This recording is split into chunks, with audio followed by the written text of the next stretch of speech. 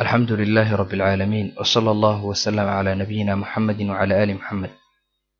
waxaa la sheegaa in ashcab uu niman ay saaxiib yihiin safar u raacay. waqti ayaa waxay dooneen inay nastaan, raashina karsadaan. waxaa la socday nimanka nin maalqabeena oo intuu soo socdo dhan dadka u adeegayay. markii meel la degay lagu nasanayo,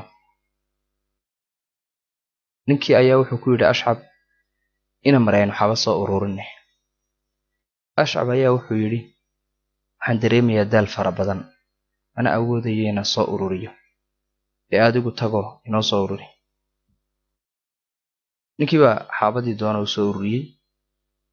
markaasaa ninkii wuxuu yidhi ashcabow istaago dabka inoo shid.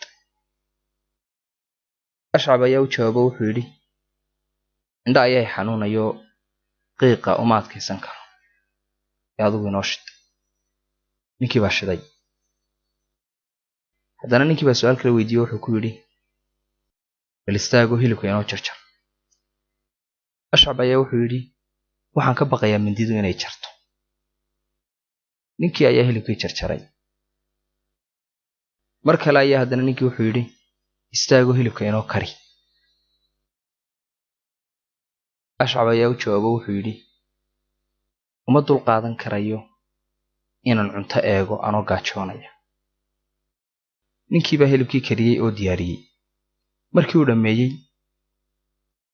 ayaa ninkii wuxuu ku yidhi ashcabow istaag, ashcabow kaalay oo raashinka nala cun. ashcab ayaa wuxuu yidhi in badan baan cudur daartay ilaa aan ka xishooday inoo soo dhigayno cunne.